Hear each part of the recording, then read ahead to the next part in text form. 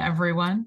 Thank you so much for joining us today for Lung Cancer Canada's Policy Forum on Clinical Trials, looking towards a more patient-centric model. For those of you who don't know me, my name is Dr. Rosalyn Juergens, and I'm a medical oncologist. I work at the Juravinski Cancer Center in Hamilton, but one of my passions is patient advocacy and patient-centered care. I've had the privilege of being a member of the Lung Cancer Canada Board of Directors and the co-chair of the Medical Advisory Committee for many years at Lung Cancer Canada. And I couldn't have asked for a more wonderful group of clinicians, researchers, patient advocates to work with across this country. It's been actually one of the joys of coming to Canada. Before I begin, though, we would like to acknowledge the work of Lung Cancer Canada takes place on the traditional lands of many Indigenous nations, including the Mississaugas of the Credit, the Anishinaabe, the Chippewa, the Haudenosaunee, and the Wendat peoples.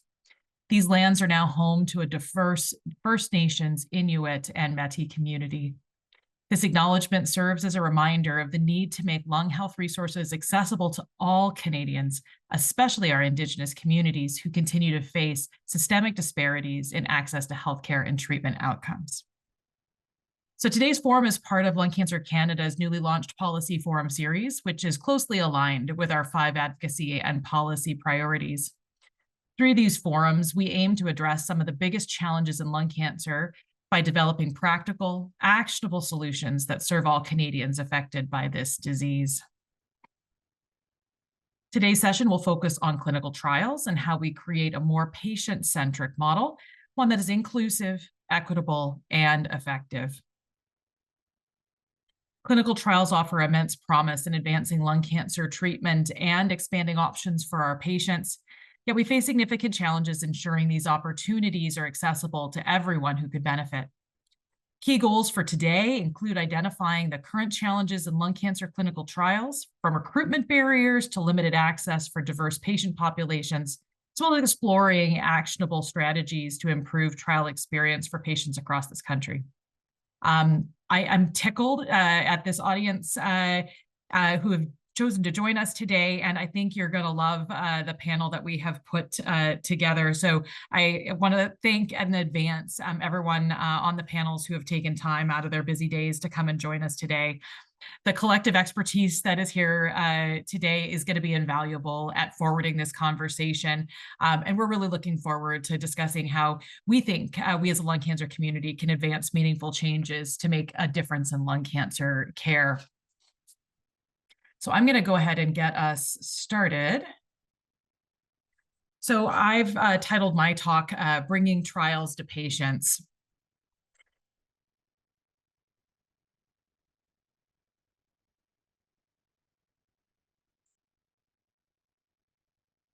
So what are clinical trials? Most of the audience is likely familiar with clinical trials, otherwise you might not have been here. But a clinical trial is a carefully controlled way to research the effectiveness and safety of new things, such as treatments, but even things like supportive medications, radiation treatment, surgical approaches, et cetera. Clinical trials are conducted under close supervision of doctors and other research professionals, and have been vetted by an overseeing body called Health Canada. And Health Canada is responsible for the safety of much of what we do within healthcare, from everything from reviewing the safety of new medications to reviewing the safety of new research protocols. Trials are also vetted by another group called a research ethics board. Generally, all of our institutions and centers will have access to a research ethics board. Some of them have them locally, some of them have them provincially. Like in Ontario, there's a provincial research ethics board. This is an independent group of research professionals who review each and every research study to make sure that that trial meets the highest ethical standards and is conducted safely. Now, if we didn't have clinical trials, we wouldn't make advances. We wouldn't have new technologies. We wouldn't have new treatments. So I know every single one of us are grateful to every single person who decides to participate in a clinical trial. Just that small bit is not a small bit to participate, because that magnifies and pays it forward to all patients. So what are some of the steps that we need to take in order to advance patient access to clinical trials? And one is just knowledge that these things exist. I will tell you, I was at a meeting with our Patient and Family Advisory Committee at my local institution, and I was talking about our plans to expand our clinical trials department and our vision for how we want to actually provide greater access to cancer trials. And a very bright person on that committee said, well, I don't understand why this is so important. Clinical trials are just for people who are at the end of their journey. Why would that be important to someone like me? And it took me aback that there was potentially just a lack of understanding of what clinical trials can do. And to be honest, there potentially could be a clinical trial for anyone along the spectrum, people who are potentially at risk for having cancer, as well as people who have cancer. So lots of different types of clinical trials that are out there. There are resources to help people identify what trials might be available to them. This is a few of them. So one, there's access through a group called the Canadian Cancer Clinical Trials Network, or we like to call them the Triple CTN.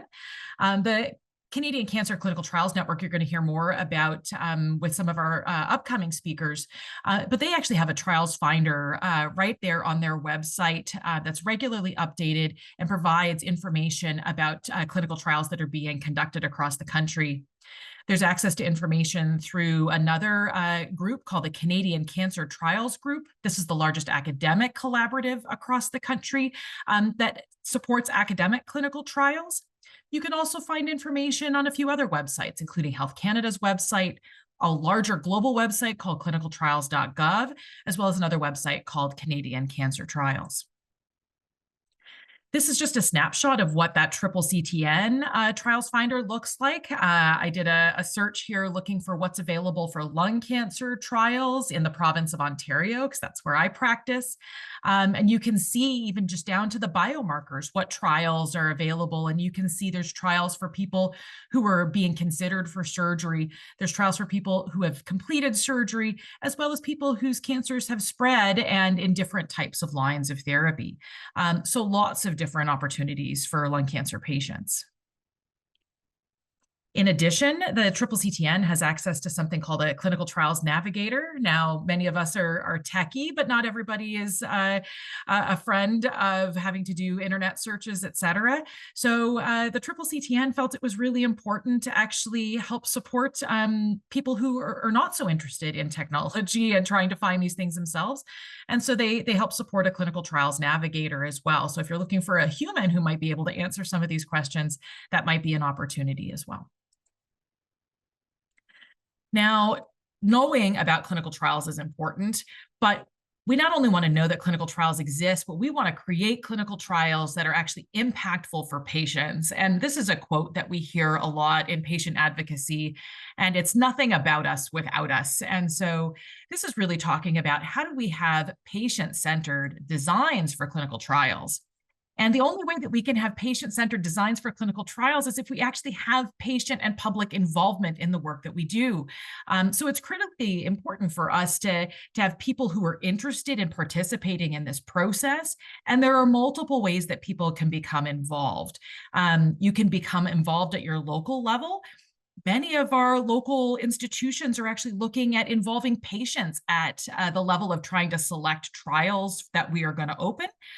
Many of our local centers will do independent academic trials, and they will want patients to inform the design of the trials. Or you can work with a larger group like the Canadian Cancer Trials Group or the Triple CTN. They each have patient inputs, and there's big roles that people can play in trying to advance this. We often get approached at Lung Cancer Canada by people who are writing grants, who are interested in having patient input. So if this is something that's of interest to you, please reach out to us. We constantly are getting requests for this type of resource. The other thing is trying to get the trials in the areas of where patients exist. And so this is a map of the footprint of the Canadian Cancer Trials Group, and you can see there's varied numbers of sites across the country. If you look at Saskatchewan, there's only 2 centers that conduct clinical trials. If you look at Ontario and Quebec, you know, we're over several dozen sites. So there are clinical trials resources in every single one of the provinces, less so in the territories, unfortunately. But there are resources for the folks in the territories to come down to the provinces to be able to participate in clinical research. But to be honest, we need to do better. And we're going to talk about that later on in this webinar. And I'm going to just highlight this slide very high level. This is a program that actually started before the pandemic, but the pandemic really gave it legs to keep moving forward. And it's called the Canadian Remote Access Framework for Clinical Trials. CRAFT is what we call it for short.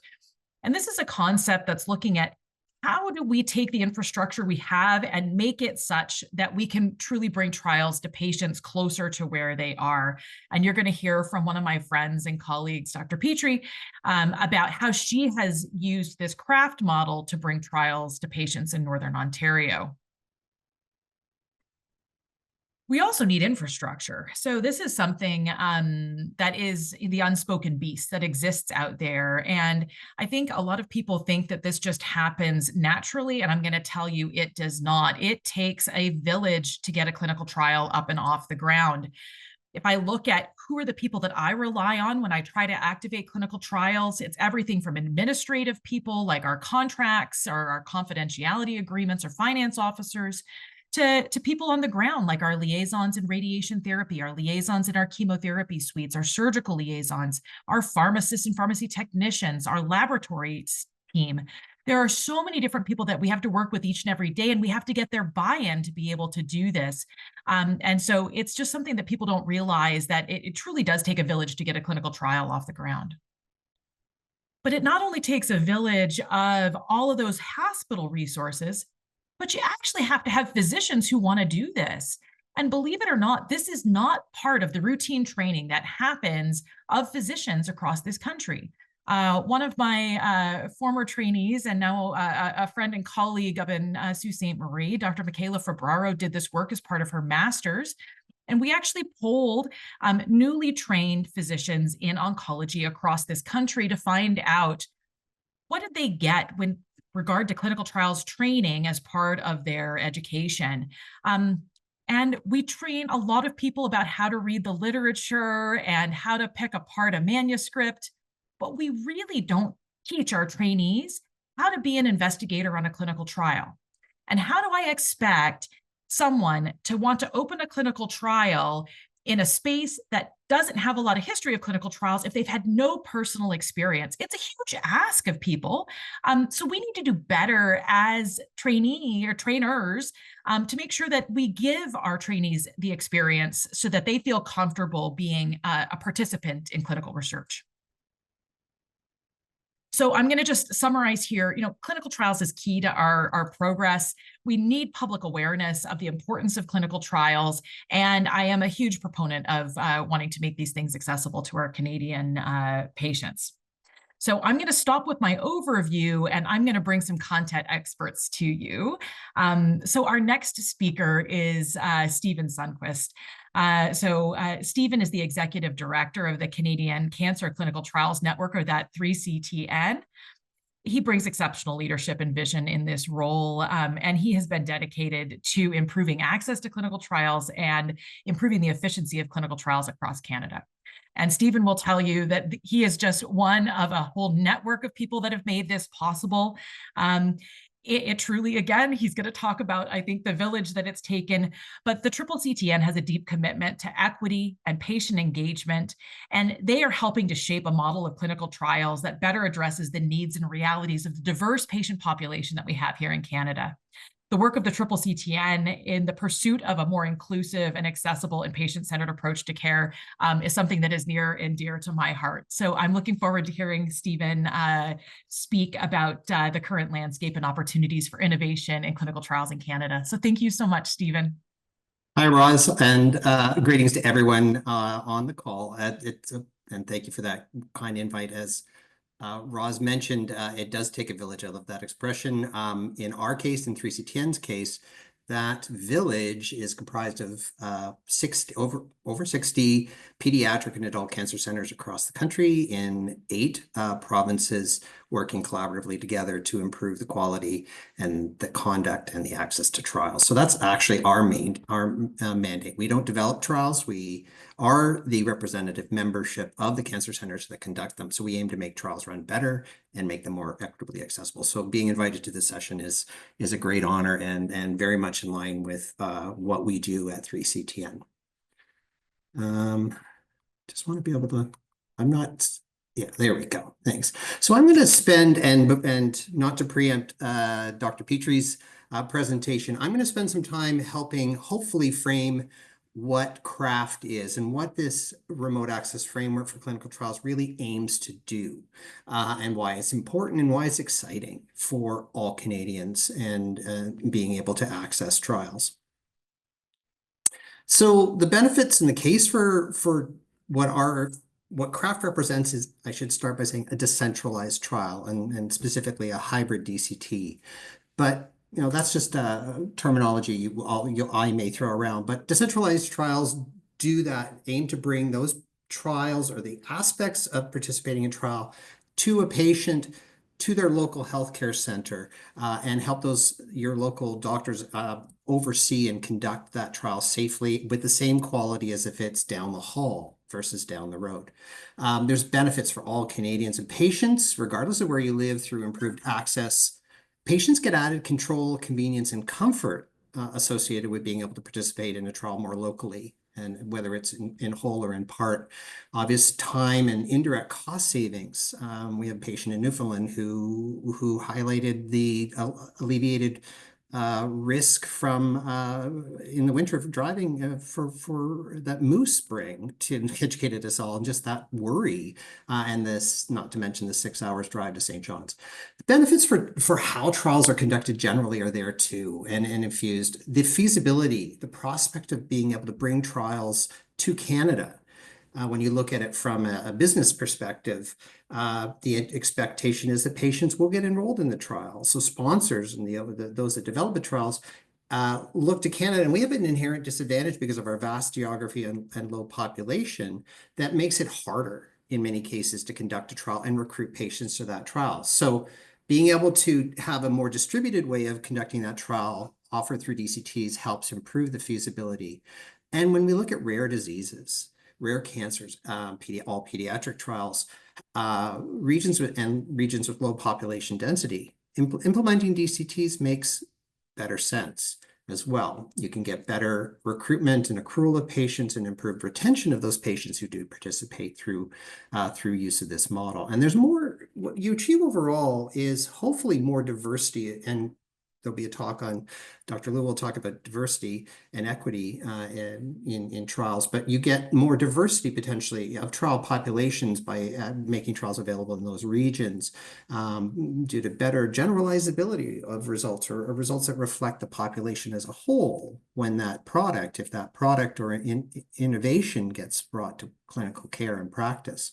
And then there's benefits for Canada. The expansion of local and regional research capacity benefits our research ecosystem here in this country. The knowledge and experience, as Roz mentioned, that is often lacking among clinical professionals about trials grows through their involvement. And then we get to use cool new tech and digital platforms as well, and apply those in our care.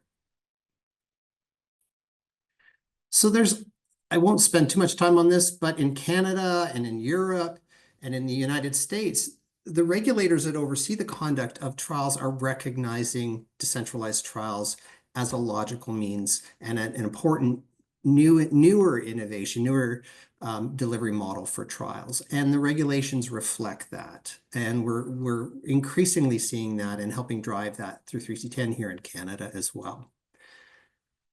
So I won't spend really much time on this for folks, other than how do you understand that this model developed through the collaborative involvement of originally over 45 professionals from across, including patient partners, importantly, from across Canada, from across disciplines, that army or that village that Roz mentioned again, key members assembled and developed what was a uniquely Canadian model that is craft. We published a paper, the QR code is there, that highlights the considerations and the framework and what's involved in the framework, as you saw from Roz's slide, and I'll show later. So we published that as a first step. We involved Health Canada and the regulators, ensuring that that would have traction and acceptance and validity amongst the research community and clinical communities. We're now taking it to the streets, evaluating what was a proof of concept implementation, of which one of them was done by Dr. Pitre, and she'll talk about that.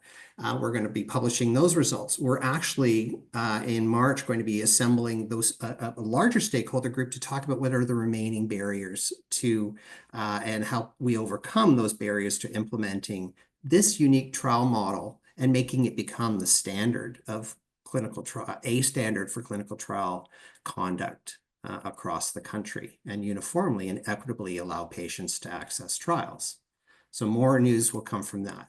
Roz showed this slide, but I want to pause on a couple of key points.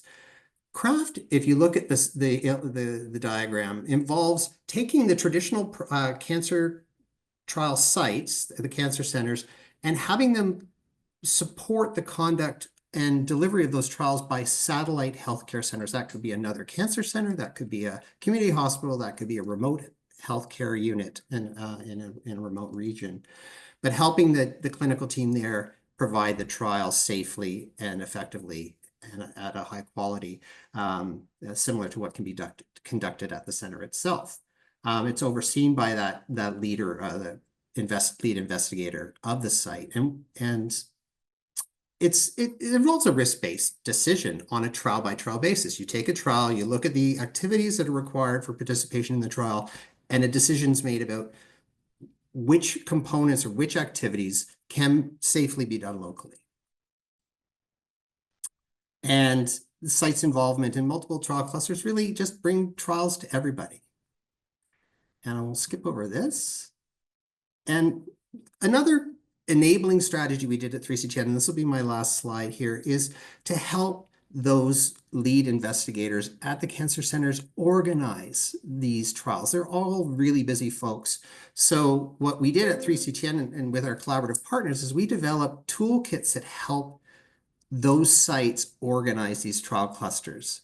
And they are being used now, and I think Dr. Pitre will talk a little bit about some of this to follow. So there's additional slides you can look at as you review the slide deck after this meeting. I'm going to encourage you to do so. It talks about some of the lessons learned from our early adoption of this and where those trials, craft trials, are happening right now. So they're actually a reality, and they're happening now. And we're committed as a network to making, to increasing the adoption of those trials in this model. Thank you.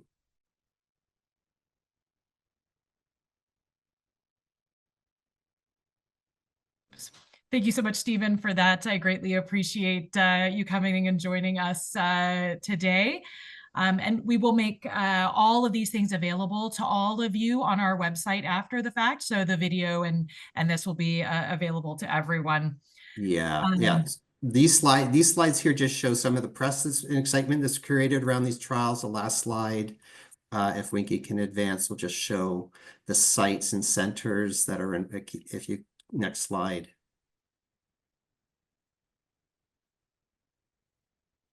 Next slide. Yeah, so you'll see these are all centers that are currently either have or are currently implementing craft. Yeah, very excited. And this is not just for the remote north, but even in our more urban centers where, you don't want to have to truck all the way into a Princess Margaret and trying to get access to trials at our smaller community centers, et cetera. So this is something that could impact all Canadian patients trying to access research in cancer. So again, thank you so much. And large centers like Princess Margaret or Juravinski and that you're familiar have the option of working with their regional partners in delivering craft or trials to patients through the use of craft. So that, as you know, is something that we're really excited about. There's lots of different ways to do it. This is honestly my big thing for this next 5 years of my career, is trying to make this happen in our region. So super excited to be a part of the collective. So thank you, Stephen. I'm going to move on to the next section of our series. So it is my pleasure to introduce Emi Bossio. Emi has worked with Lung Cancer Canada for several years. She actually sits on our board. She's a lawyer and an advocate, and she is a patient who is living with lung cancer. She's the corporate secretary for Lung Cancer Canada on our board of directors. Emi was unable to join us today in person. She's actually getting treatment as we speak. But she has taped us a special video segment to share her perspective. So I'm going to cut it there because I don't want to take away from Emi's wonderful presentation.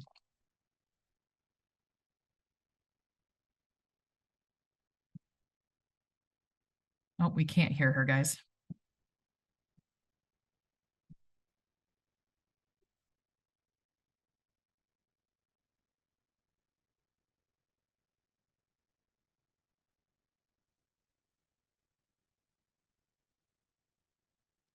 Thank you, Roz, for that introduction.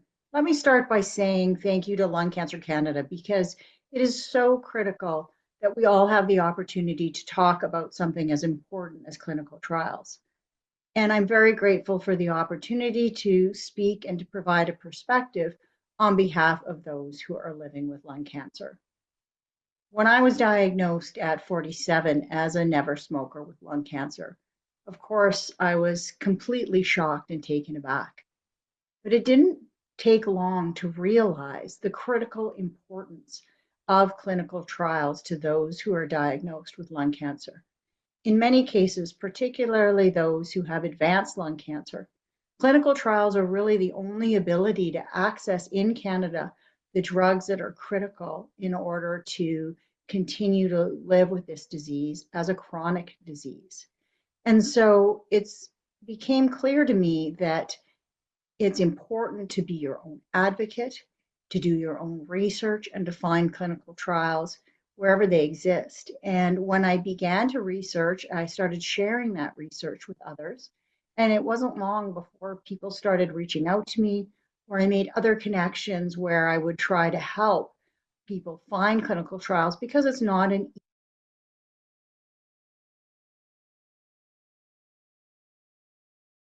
easy thing to do. And through my experience with Lung Cancer Canada, and also as the patient representative for the thoracic group for the Canadian Clinical Trials Group, or the CCTG, it's become even more important that we have these forums and we have an opportunity to share perspectives, and particularly that the patient voice is given an opportunity to be heard, as these clinical trials are so critical to patients and their survival. As a person living with lung cancer, it's very apparent to me that there are barriers for patients when it comes to clinical trials. For me, I think the most critical barrier is the difficulty in finding a clinical trial. The reality is, and I hear this from people across the country, is that oncologists really don't have the time or are not able to provide all the options that are available for clinical trials. They may be familiar with the clinical trials at their particular institution, but may not be aware of other ones even in a city that's close by. And so it's critically important for patients to be their own advocate. But the difficulty here is that it's hard to find clinical trials and to get the information to know whether or not it would be a trial that's available to you. I think the other barrier that is really critical and related is the difficulty in accessing clinical trials. Unfortunately, living in such a big, beautiful country is great, except that it makes it very difficult if you live in Calgary, like I do, for example, and there's a trial but it's only available in Toronto. And so the ability to access trials is very difficult given the size of our country. And also, it's very difficult to access trials because, quite frankly, there are not enough lung cancer trials available across the country. And so making trials more accessible for patients is of critical importance. Interestingly, I hear often that accrual, which is getting patients to participate in clinical trials, is one of the most difficult aspects of a clinical trial, and one of the things that leads often to the demise of a clinical trial. And for me, as someone living with lung cancer, that was particularly surprising because everyone that I'm familiar with and that I've spoken to are all very eager to be involved in clinical trials and are all actively looking for clinical trials when their current treatment stops. And so I think there's a real discord there. Sometimes we hear that patients don't want to participate because they don't want to be guinea pigs. But I think actually there's a discord between those patients who are in early stages, where that might very well be the case, where they have an opportunity for a cure or readily accessible to a treatment that has been proven, and then they're scared or hesitant to participate in a trial with a new drug that doesn't have a track record. But I think when it comes to people with advanced cancer, they are very readily interested in participating in trials. And in particular, they often can't access a drug unless it is available on a trial. And so for people who have advanced lung cancer, I think that there is a real eagerness to participate in trials. And I don't think that there's the same lack of willingness to participate as there might be in earlier stages. So what can we do to improve the current clinical trial situation in Canada? First of all, I think we really need to improve the ability of patients to find trials, because the reality is patients do need to be their own advocate and they want to. And given the current situation with oncologists being as busy and short-staffed as they are, the reality is they often do have to find their own clinical trials. And so that's one of the reasons why Lung Cancer Canada is currently working on a page on its website where it will have the ability to have links to all of the clinical trials available at the major institutions in Canada. Also, the pharmaceutical companies and the clinicians have to think about publishing on their institutional or their websites or wherever they publish their clinical trials language that is patient-friendly, recognizing that is patients also who are going to be accessing this information and looking for trials. I also think that there's a lost opportunity in that clinicians and pharmaceutical companies should start promoting their clinical trials through patient groups, because it is through that word of mouth and through patient advocates that more awareness of the trials become available. And really, it becomes a win-win. There's more accrual to clinical trials, and patients find out about the trials and can join the trials and have access to these new treatments. In terms of accessibility, accessibility is really a big problem. I think that a lot of people living with lung cancer, when they find that particularly if they have advanced lung cancer, their treatment is no longer working, they're actively seeking clinical trials. But it's difficult to access them given that they may not be available anywhere close to where they're living. So having travel stipends built into budgets is critical importance. I also think it would be important in Canada to really start working on geographical coordination of clinical trials. So Alberta is a perfect example of that. We have a cancer center in Calgary and a cancer center in Edmonton that are 3 hours apart. What we really need to see is coordination and sharing of information between those two groups so that patients from Calgary can access a trial in Edmonton and the practitioners in Calgary are aware of those trials and what's going on, because then you have a bigger patient group to draw from in terms of patients accruing to trials. But again, you also have the ability of patients then to maximize the number of trials that are available to them. So we need to look at coordinating these geographic groups. And part of that also relates to the way the trial is structured. They need to be structured so that they are patient friendly. And if travel is required, that patients are willing to travel to those trials. And for me, what I've experienced in my own personal experience with clinical trials and what I have heard from other patients is that randomization is a really big problem. I think that patients would be far more willing to travel for trials if they knew they had 100% ability to access the new treatment or the new drug. And maybe it can't be 100% given the nature of the trial. But things that we can do is to change randomization to 2-to-1 or 3-to-1 randomization, allowing for a crossover so that even if a patient starts on a standard therapy, if it's not working for them, they could cross over to the new treatment that's being tested. And myself, when I look at the situation, what I find particularly frustrating is when the randomization is to something like chemo for advanced lung cancer patients. That treatment has been around and tested in numerous clinical trials. So, I ask, why can't we take, average the last 4, 5, 10 clinical trials that have used chemo as the comparator arm, use those results, average them, and then use that for the study. And then you have the patients who are able to just access the new drug and compare the new drug to the historical averages from other studies of what chemo has done. Because the reality is chemo has been around for a long time and those numbers are available.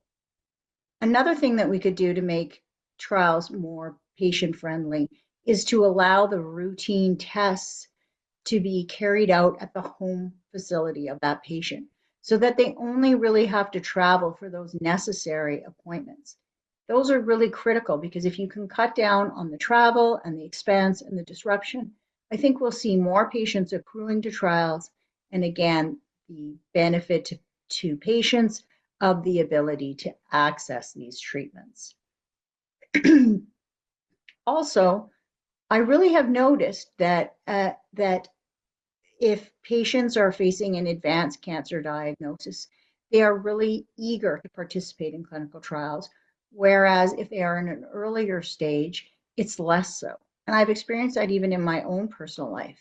And so I think what drug companies and clinicians can think about is whether they can start a trial in the advanced setting and then move the results, assuming they're positive, obviously, into the early setting and then have the trial run in an early setting. So for example, was maybe not planned that way, but effectively that's what happened with Tagrisso, that Tagrisso was tried in the advanced stages. Once it was proved, then it was moved into the early stages. And I think patients are going to be more interested in participating in a trial in an early stage where they can see it has been proven in a later stage for their type of cancer, rather than just not having any evidence or information to go on and being asked to try this drug. So I think that's one strategy that clinicians and pharmaceutical companies can look at, is trying these drugs in the later stages first, proving them, and then moving them to the earlier stage to help with accrual.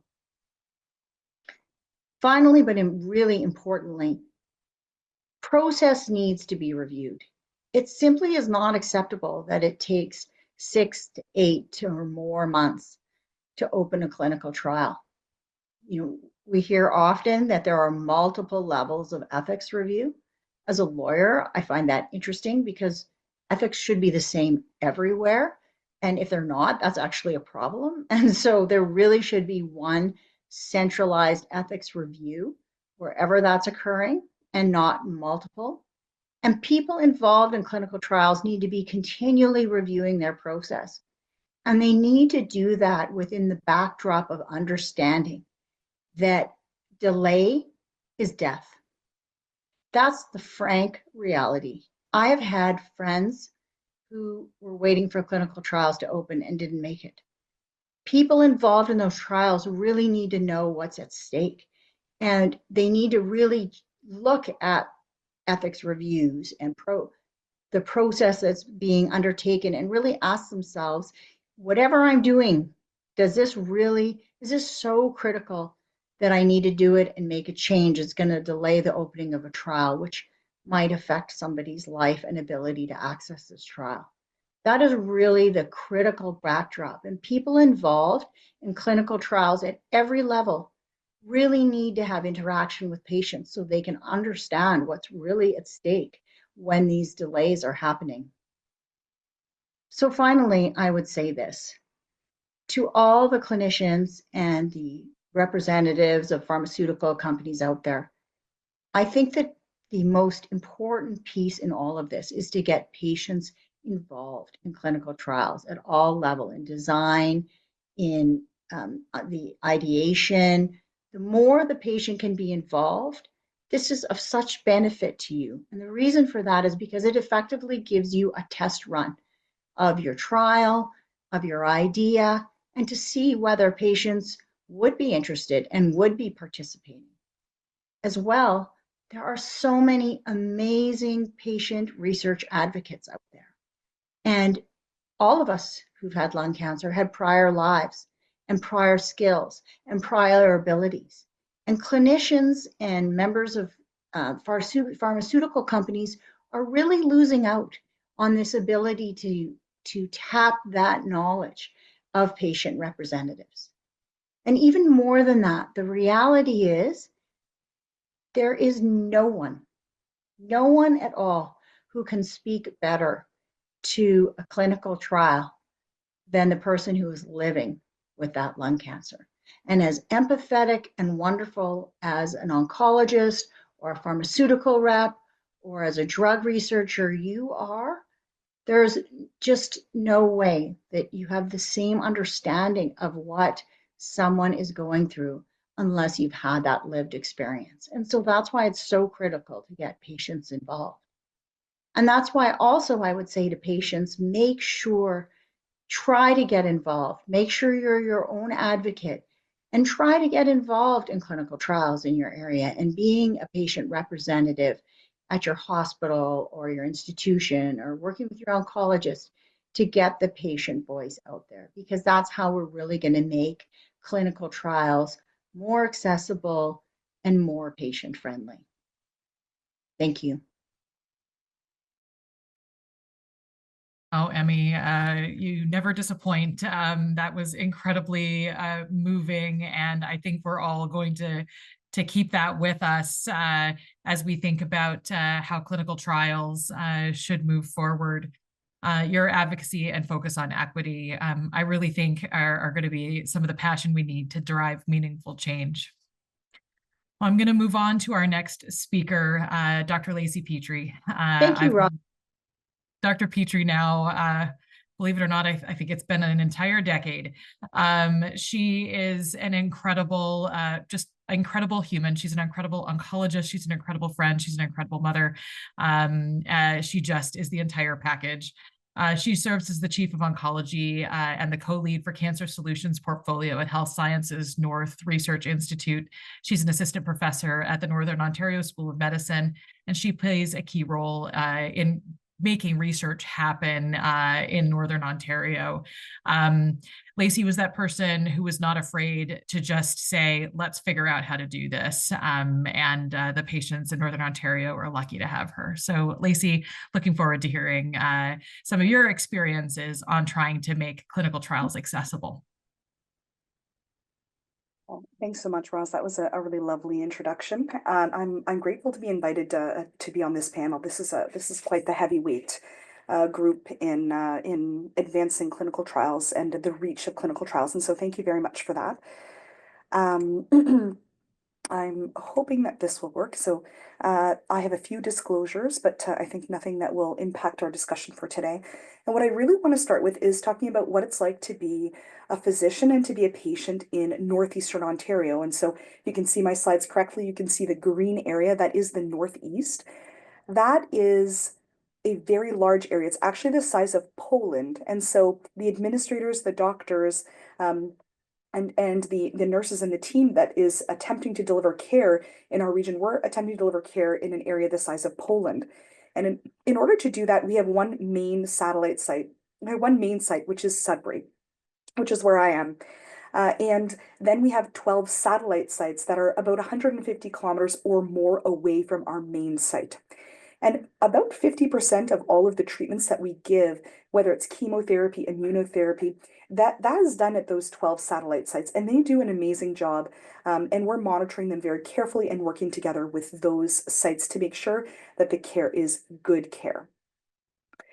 The unfortunate thing is that when you are hosting a clinical trial at your site in Sudbury, you are not able to give treatments at any of those satellite sites, and the patients need to come to your main site if they're on clinical trial to get their blood work, to get their CAT scans, to get their physical exams by their doctors and their nurses, and to get their treatment.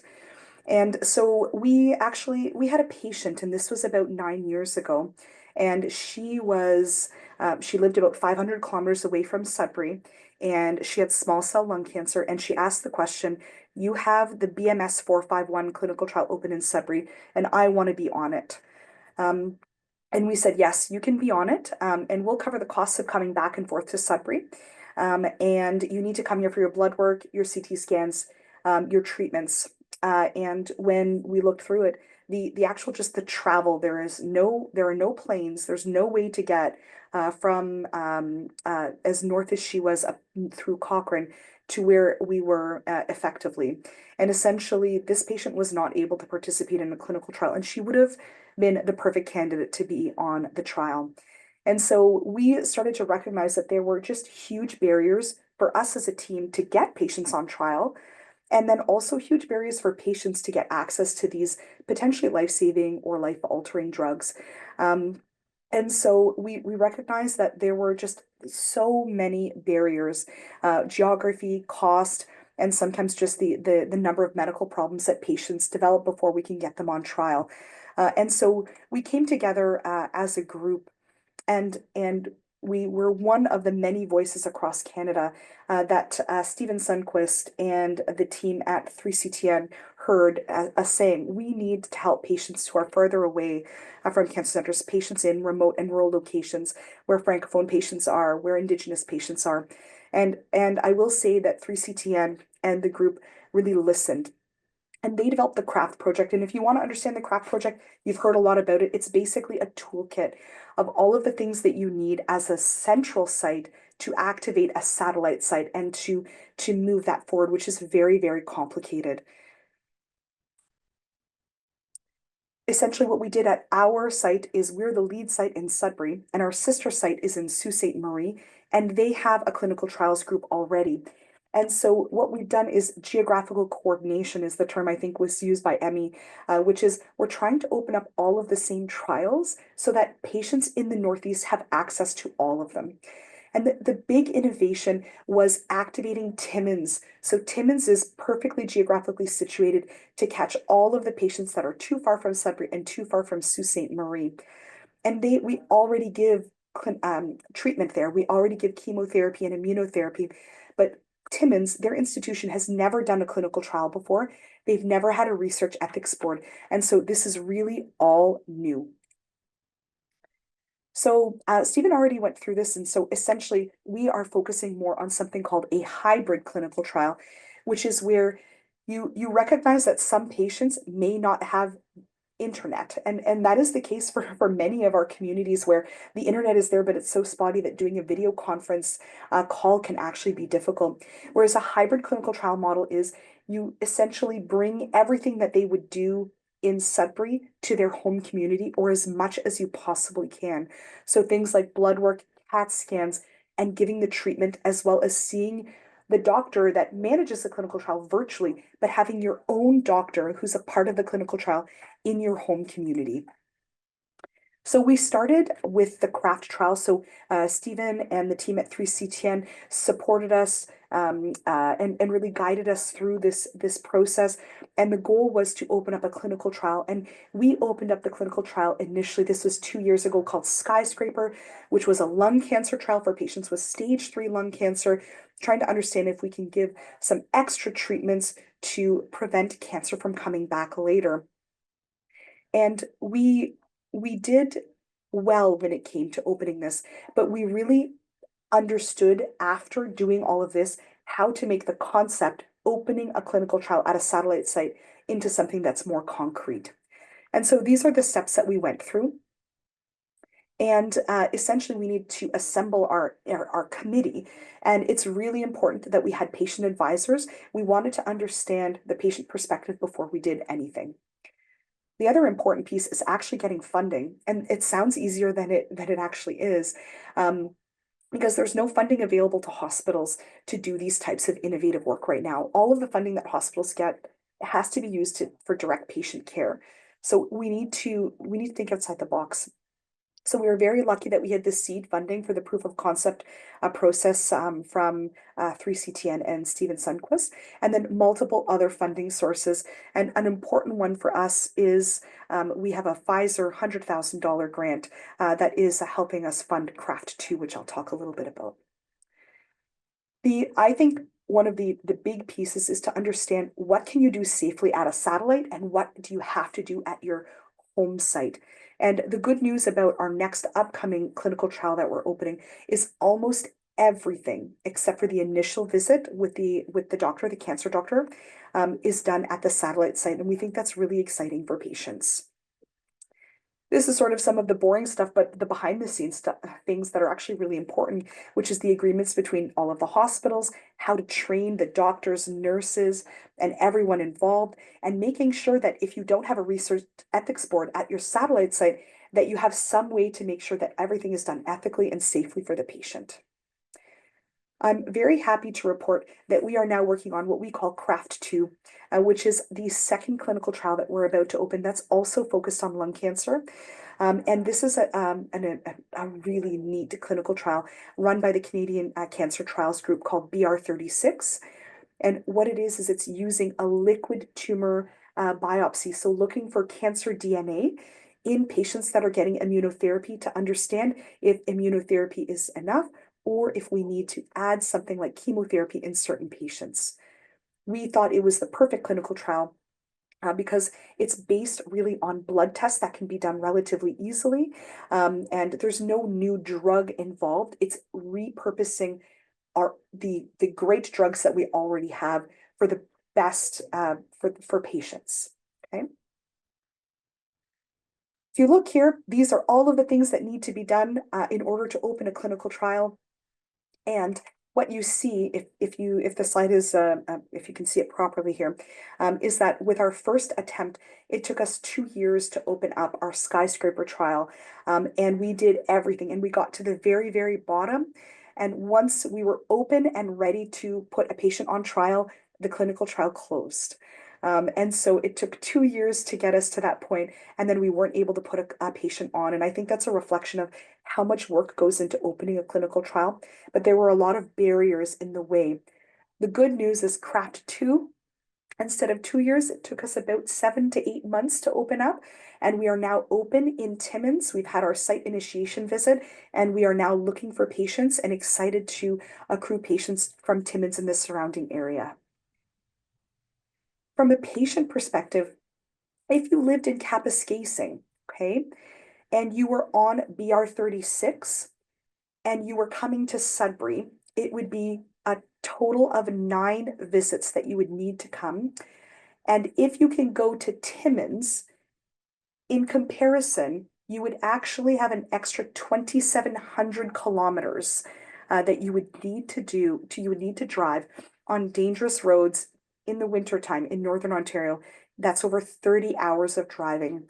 Whereas if you're able to go to Timmins, it's 9 visits less that you would come all the way to Sudbury, 2,700 kilometers less, 30 hours less driving, much less risk to you and your family, and more time to spend being with your family, enjoying life, as opposed to traveling for clinical trials. And we think that it's just awesome. Like Stephen, I would like to acknowledge the dozens and dozens of people responsible for allowing us to innovate like this. And that is Stephen and the entire team at 3CTN, the team at Roche. We had an absolutely wonderful patient advocate working with us, who is Debbie Rainville. All of the team at N2 and Canadian Cancer Trials Group, our Timmins team, and of course, Dr. Ros Juergens, who is the mentor of all mentors, and she has the award to prove it. But also, I think the reason why much of the focus on clinical trials in Northeastern Ontario in this sort of hybrid model is focused on lung cancer. And it would probably be a little bit easier to fund this work if we focused on breast cancer. But you know, she has really taught her mentees that it is important to focus on disease sites that affect patients the most and are potentially the most severe. And lung cancer is where we decided to start, and we're very, very happy to do that. Oh, thank you so much, Lacey. I knew you wouldn't disappoint, and you absolutely did not. Thank you for everything that you have put forth. And if I could clone you, I would. So to continue with our heavy hitter lineup here, I now get to introduce another friend and colleague, Dr. Geoffrey Liu. Jeff almost needs no introduction, but I'm going to do my best. He's a medical oncologist and researcher at the Princess Margaret Cancer Center. He specializes in lung cancer. And Jeff is, you know, they say there's a jack of all trades and master of none. Jeff is just the master of all. He's a basic scientist. He is an outcomes person. He does clinical trials. There is nothing that Jeff can't do and do well. So he is going to speak to us about advancing patient-centered approaches in clinical trials. So welcome, Jeff, and thank you so much for joining us today. Thank you so much for the kind introduction here. I am a bit of a technophobe, so I'm hoping that I can figure out how to use this. There we go. Okay. I've been tasked to actually summarize a lot of things that have been discussed today, and also to kind of flesh out some of the details associated with strategies and integrating patient voices and best practices in clinical trials. So I'll do my best. It's a pretty wide topic, a large topic. So I go back to basics, right? So what do patients want in clinical trials? Well, first of all, they need to understand what is a clinical trial? How is it going to benefit them? How is it going to benefit science, for instance? Patients want options. Clinical trials allows us to provide an increased number of options for our patients. They want to be involved with decision-making as well, too. Not every clinical trial is something that will fit a particular patient. And they want equity. They want the fact that the clinical trial should be offered to as many patients as possible, whoever is otherwise eligible or can qualify. So I'm going to cover each of these topics in relation to the strategies to increase patient participation and retention within each of these areas. So I'm going to start off with education. And with education comes with the concept of increasing awareness. There are potential biases that come into play whenever we discuss clinical trials. I've certainly had patients who immediately balk at the idea of entering clinical trial because they don't want to be a guinea pig, or the fact that they heard that trials don't work, or the fact that what's the point? I'm going to die anyway. And so these are patient biases that we have to overcome to a great extent. There are also healthcare professional biases too. Not all of us are lung oncologists that are enthusiastic. Sometimes for overworked oncologists and colleagues, it's too much work. It's too busy. I'm too busy. It's too hard to explain to patients, right? So we need to find ways to make it easy for our healthcare professional colleagues to be able to offer clinical trials to our patients. And there's also societal biases as well, like the concept that you've got lung cancer, you must have been a heavy smoker, you did this to yourself. You must be a smoker even though you haven't been. And so all of these things play into a role, and we need to reduce all of these biases, whether they come from the patients themselves, their caregivers, our healthcare professionals, and society in total. So how do we do that? Through education and increasing awareness?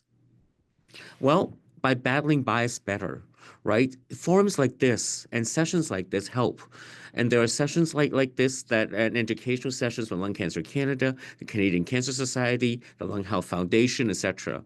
There are website tools that can be very useful. I'll introduce one that was recently funded by Lung Cancer Canada that deals with lung cancer in never smokers, for instance, because that's a big area where a lot of our patients have nowhere to go to actually look to find out, who are the patients that are like me. I've never smoked before, and the types of cancers I have might be different from those who have smoked.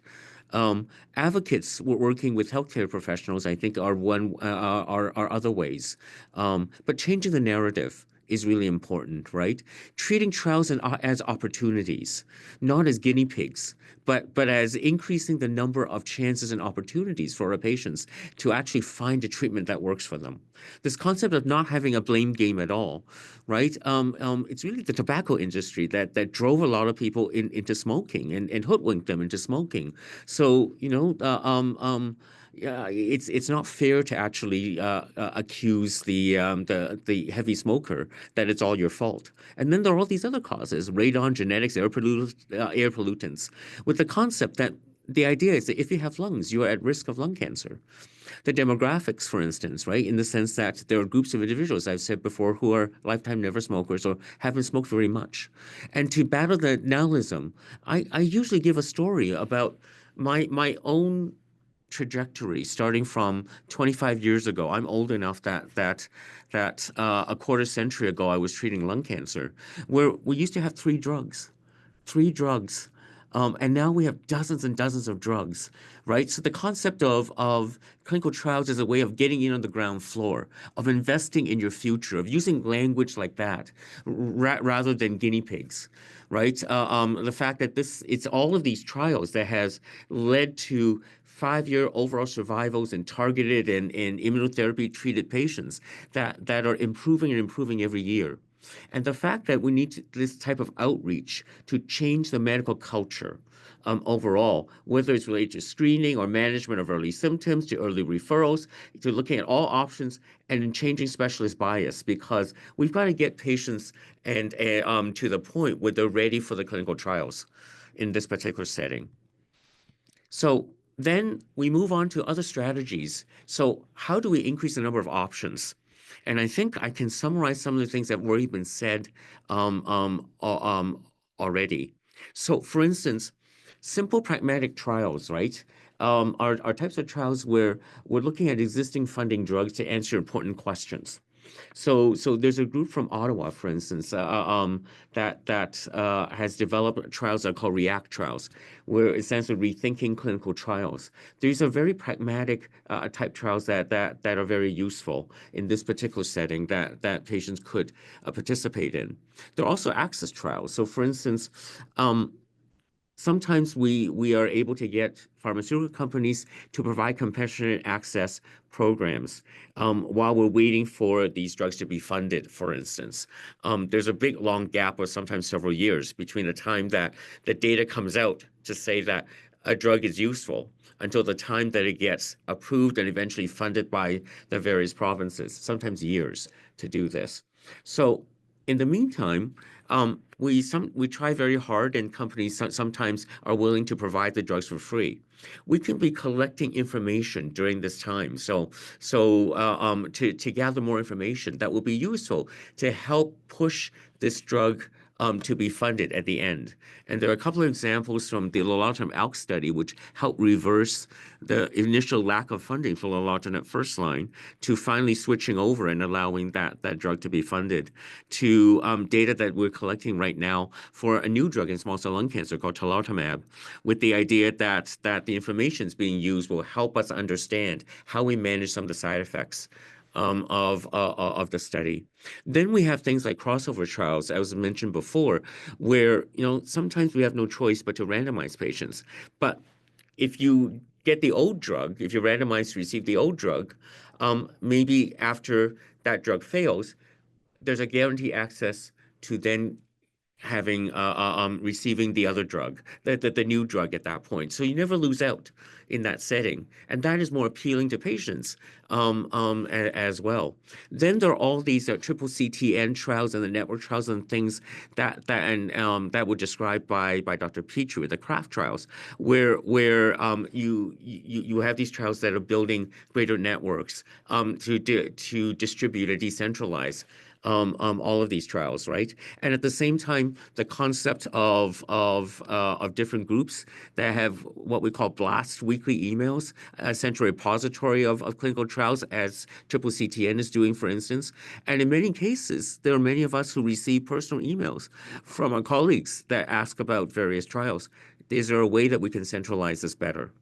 Then there's PMatch, which is a national program right now where they're using artificial intelligence to try to automatically connect molecular profiling data, linking them with clinical trials. And so that's an effort that was started at Princess Margaret, but is expanding across Canada, for instance, and they are coordinated with Triple CTN as well. And finally, to increase or broaden the eligibility, right? Sometimes we need trials for those patients who are not quite as fit as others. If they have a borderline functional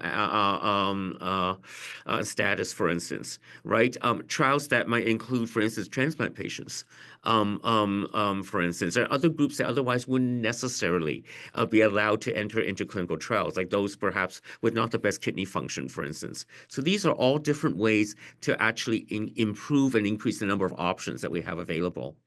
And then we move on to kind of decision sharing, right? To increase patient participation and retention, it's important that as we take the patient through, as the patient travels through their journey, taking each step to actually look to see that there are potential trials that will align with the patient's goals in this setting. Sometimes they're supportive trials, supportive care trials.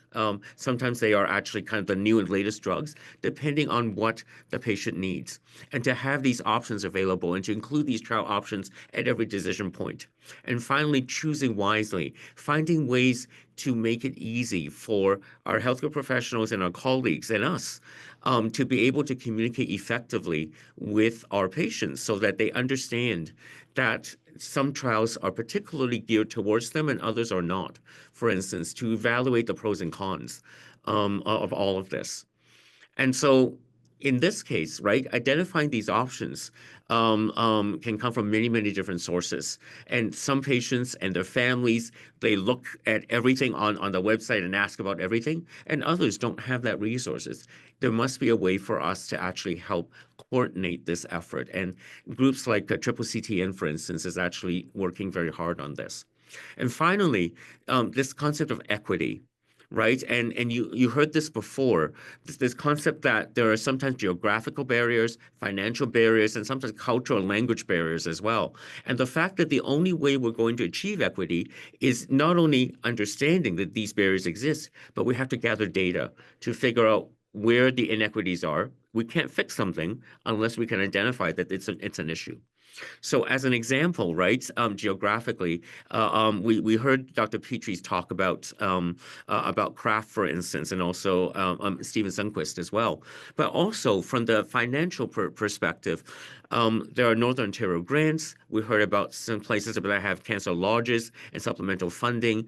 And we also heard about the fact that we can build travel costs into clinical trial budgets and to reimburse patients. In such cases, when there are no options, there's no way to actually open a trial decentrally in that setting. And then the cultural and language issues as well. That consents and materials be offered in multiple languages.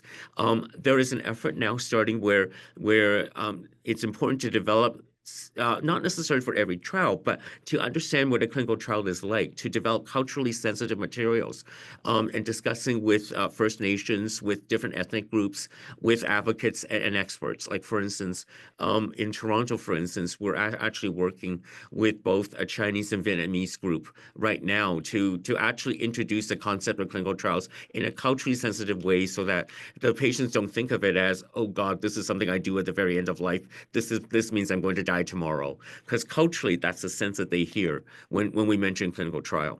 And then there's outreach, like, for instance, so one of the things I said before is that building, places in which people can gather information, particularly for the different types of lung cancers that we actually see. And finally, it's important to gather data to document these issues. So as an example, there is an effort right now to actually build up data across Canada to look at inequities in terms of funding in some provinces and not in others for different types of drugs and different types of networks. For instance, Karma Bros is a national network for lung cancer patients or optional studies. There's a Paleos, which is another a national network as well, to actually look at these efforts. So to summarize then, improving access to clinical trials means working on all of these fronts: education, understanding, increasing options, working to make sure that we can incorporate easy ways to allow patients to be involved with the decision making process, from everywhere from the study design all the way through to the individual decision-making processes, and to build in equity in this setting. So with that, I will stop. Thank you very much. Thank you so much, Jeff, for that wonderful discussion. We give you a really big topic, and I think you did an amazing job of summarizing all of the different aspects. So now we're going to move into the panel discussion portion of today's forum. So if I can get Dr. Pitre and Stephen to turn their cameras back on. I'm going to pitch my first question to Dr. Liu, since he's still sitting in the hot seat there. So what innovative approaches do you think can help ensure marginalized and underrepresented communities feel included and supported in trial recruitment? I think some of the efforts that have started, and some of the learnings that I have from actually traveling to a couple of these communities is the fact that there's still a lot of, I guess, what you call residual bias that needs to be overcome, right? You can't bring a patient to the table unless the patient's willing. So the first thing is for them to is for us to understand how to be able to discuss the benefits of a clinical trial, the actual fact that the trial is something that is an opportunity, and that it could be quite beneficial, right, as a first starting point. So I think there are some barriers that need to be taken from the cultural aspect, first of all, and then there's the work that Dr. Pitre, that Lacey is doing, and Stephen Sundquist is doing, right, of actually decentralizing and offer the ability so that people can get to centers that are close by. So I think all of these efforts that I mentioned before are going to be important to improve access. Well, thank you so much, Jeff. Maybe I'll pop over to Dr. Pitre. Your work in the North, again, it just really crystallizes the challenges that we experience in a country as large as Canada. You will remember there was a presentation at ASCO, and it was a plenary talking about virtual palliative care. And I remember talking with you and one of your colleagues, Dr. Spatafora, and I was teasing, saying that you guys could have actually done that ASCO presentation a decade ago, because the North has figured out so many of these virtual things like telehealth and remote access care, et cetera. What do you think about using these digital tools with regards to making clinical trials safe and effective so that you can reach patients further? Great question, Roz. So we are lucky. We use a lot of digital technologies in the North. So when COVID hit and there was the big rush to implement digital technologies, there wasn't really a big rush here. One of the wonderful things that we are doing for patients is now doing so before you'd have to go to an OTN site, so a hospital site, to be able to communicate with your physician. And now we do virtual visits directly into the patient's homes, especially for our palliative patients or patients that have more difficulties leaving the home. And so we believe in virtual technology, and we believe that for the right clinical trial and for the right patient, that this is just as effective as being in person. Okay, and so I really strongly believe that digital technologies can work, but you have to have the right clinical trial. Right. So if the clinical trial involves a lot of physical examinations, then digital platforms are not super efficient. If it's looking at patients' weights or looking at, ocular complications, then obviously digital technologies and digital platforms are not ideal. But for example, for the clinical trial that we chose, which is BR36, really there's no physical examination component to it. And so we can do some of our assessments for patients directly into their homes, which will be great. But it's important to also understand that, there are some amazingly technologically advanced patients, and then there are some that live in communities that have barely any internet access. And so that's why it's really important that if you're going to bring trials to patients, you need to have a backup plan for if patients don't have that technology in their own home. And so that's why having satellite sites that are already set up to give systemic treatment, I think, is the ideal situation, because patients can actually go directly to that satellite site. They know it, they know how to park there, they know how to get into the building, and they can have their visits done there. And so it's best for the patient. Yeah, it's comfortable for sure. I'm going to pitch a question to Dr. Sundquist or to Stephen, and I promoted you, Stephen. I got promoted. This is great. Yeah. And then I saw that we've got a question from the audience in here, so I'm going to come to your question. So John, I did see you out there. So, Stephen, clinical trials designs, they can be adapted to accommodate patients with different needs. What do you think about trying to help those who might have barriers, right? We look at these things all the time, like, how do we make trials available to folks who have acute leukemia, who they don't have a choice to go to wherever they get what they get. And that can be the case with lung cancer, right? Like, if you're tied to an oxygen tank, you might not have the ability to travel. What can we do as a group to make sure that we're taking care of like the financial constraints or things like that, but without compromising that integrity of the research? Yeah, great question. Well, obviously for this meeting and this audience, there's a lot that is being done, of course. The reason I say that is I think it begins with patients and patient advocacy too. Patient partners are involved, and that's in today, in 2024, in so many more aspects of trial design, whether it's trial development at CCTG, informing on meaningful questions and procedures and activities that are feasible for patients, that consider patients' limitations, that actually ask important questions that reflect patients' priorities and preferences. That's the foundation.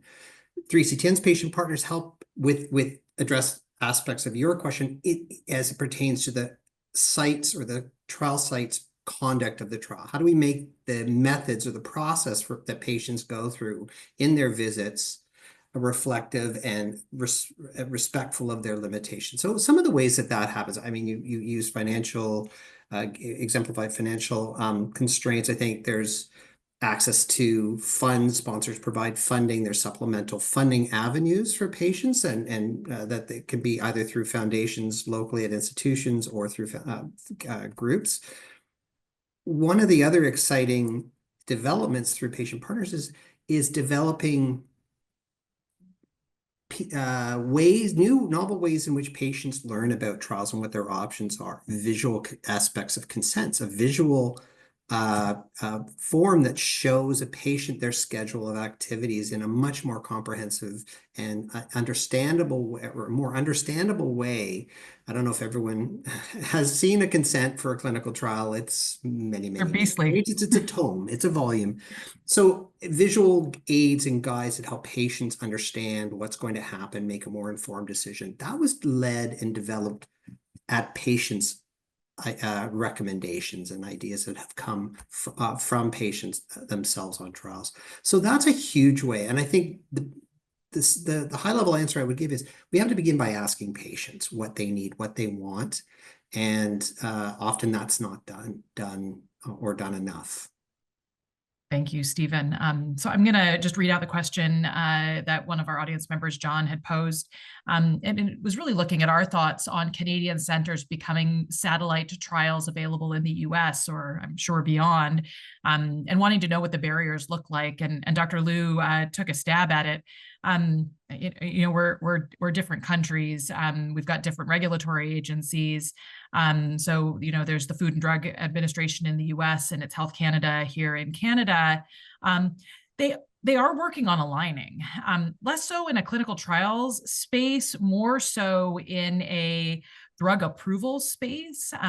So there's a program that's going on trying to get through the regulatory review more quickly, and Canada and the US are partnering in that. But I think Dr. Liu, Jeff really made an amazing point. We're doing a ton of work here in Canada to try to make this better. If you haven't, I encourage you to Google Dr. Rebecca Auer. She wrote an absolutely impactful article that went to, I do believe, the Globe and Mail, talking about access to clinical trials from a very personal perspective. She's a surgical oncologist. But she was talking about her role as a caregiver to her husband who was diagnosed with cancer and what it took to get him to treatment. So if you haven't read that article, read it. But that article, and then another one by Dr. Janet Dancy, who's the head of the Canadian Cancer Trials Group and also the lead for the CCCTN, actually has launched an entire movement around getting a spotlight on clinical trials here in Canada. I was fortunate to participate in one of these events along with Stephen, and there's multiple more events that are happening. We're meeting with members of parliament. We are trying to get that vision out there that we need to break down barriers, whether they're privacy barriers, whether they're regulatory barriers. We need to figure out how to make this easier to do, because it's only gotten more and more complicated, and it doesn't need to be this complicated. I hear Emi, like, we should have one Canadian research ethics board. Like, we don't need to have 50 ethics reviews or 100 ethics reviews. That's not something that's a good use of time. So keep advocating. Thank you very much for that. Roz, can I just add to what you just Please. said about that effort that you've described that was born out of the op-eds from Dr. Auer and Dr. Dancy has been graciously supported by the Canadian Cancer Society and is collectively referred to as the Clinical Trials Forum. And there have been a series of workshops, and the most recent one has importantly centered on patients and families and caregivers, and that was conducted in November, just this past month. Those workshops are winding down now, but it's endeavored to catch everybody or representative groups, including patient groups. So I think there's more coming and more invitations coming. But those reports will be those findings will be synthesized in a report that'll be shared widely with everyone, so everyone will have a chance to review, and will include practical recommendations, advocacy as mentioned, but also try to chunk out those recommendations into what can happen right now with our existing system and what's going to need to happen over a longer term and a longer arc. And then I'll put a pitch out to another colleague of mine, Dr. Christian Finley, who's a thoracic surgeon here in Hamilton. He's one of our representatives on the Canadian Partnership Against Cancer, or CPAC.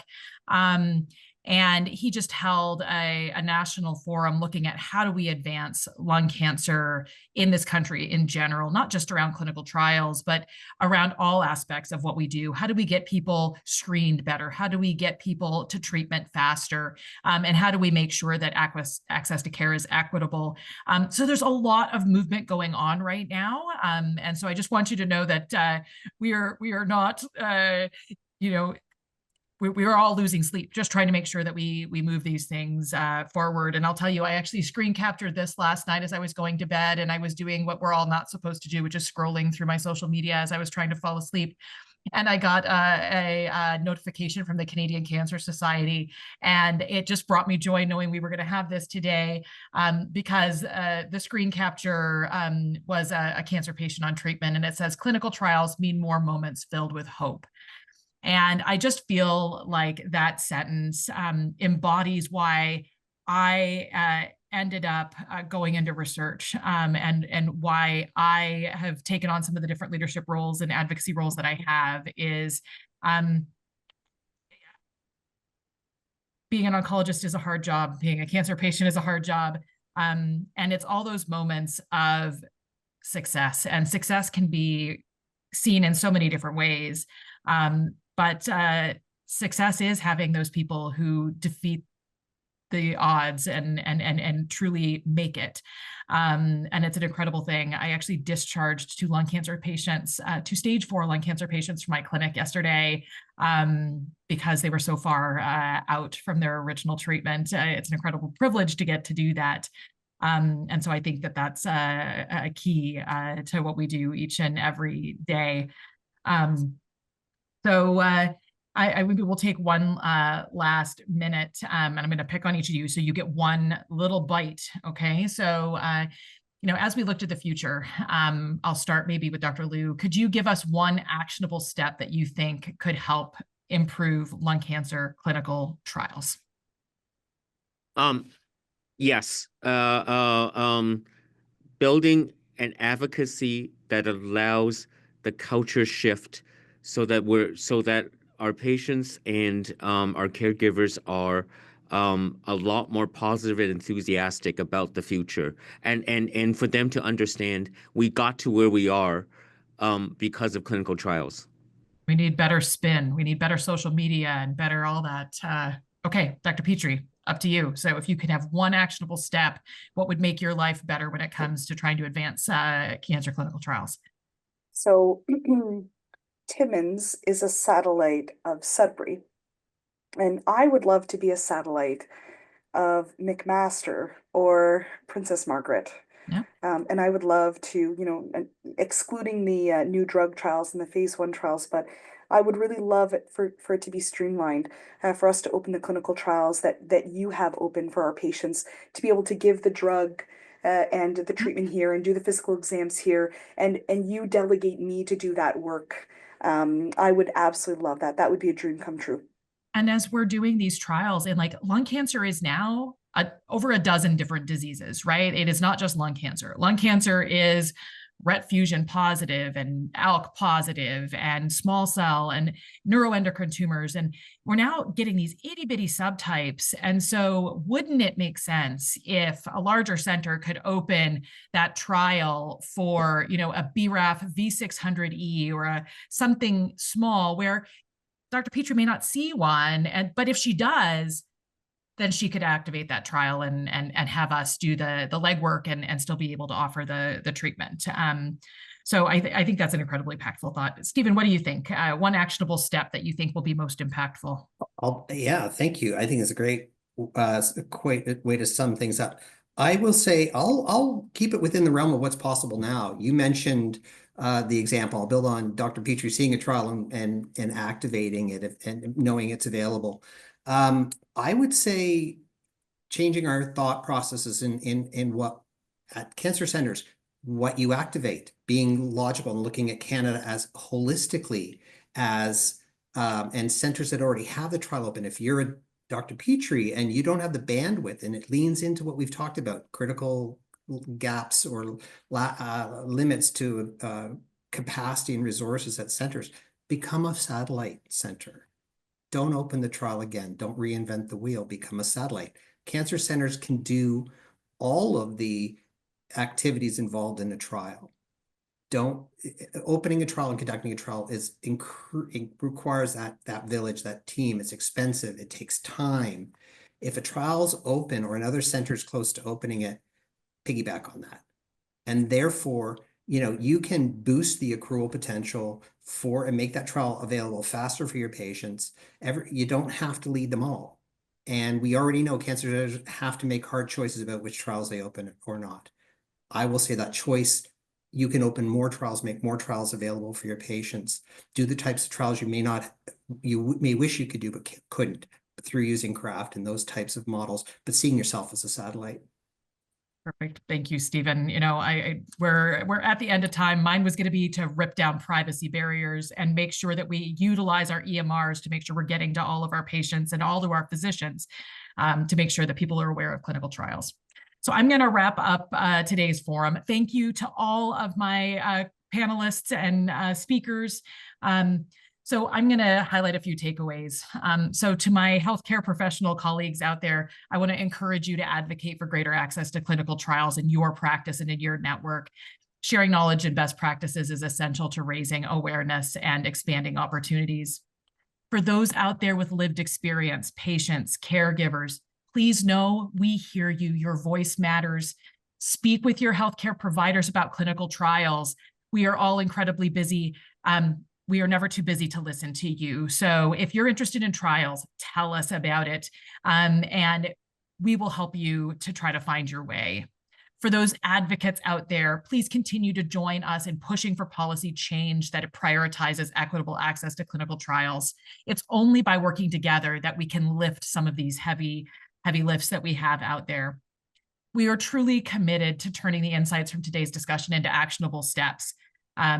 So Lung Cancer Canada is going to be producing a white paper summarizing the key insights from today's forum, which is going to highlight this advocacy work. And I think that's incredibly important.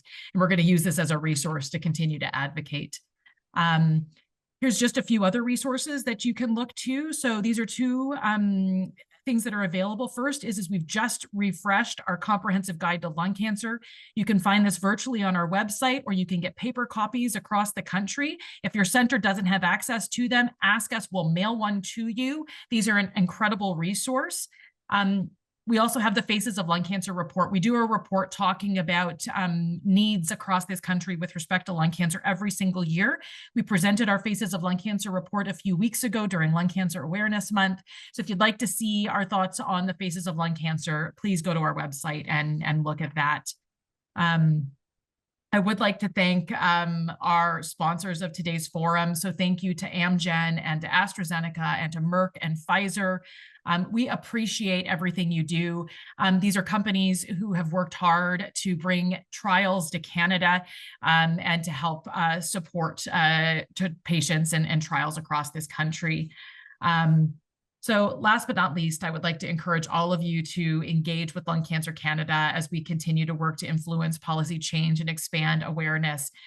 We want to improve screening accessibility for Canadian patients. We want to improve time to treatment. We want to improve access to treatments. We need to continue these conversations and collaborate and drive meaningful change. So I just want to thank everyone for their participation today. I appreciate you giving me those extra 2 minutes of your day today. I know, and I have watched firsthand as to what the group Lung Cancer Canada has been able to do in this last decade that I have been working with it. And I can't wait to see what we're going to do in this next decade to try to advance the access to everything, including clinical trials for our lung cancer patients. So thank you everyone so much for participating today. This has been recorded. It will be available in the next day or two on the Lung Cancer Canada website. So come back, watch it again, tell a friend, because we want to spread the word. And so please tell everyone that this event happened today, because there's access to it after the fact.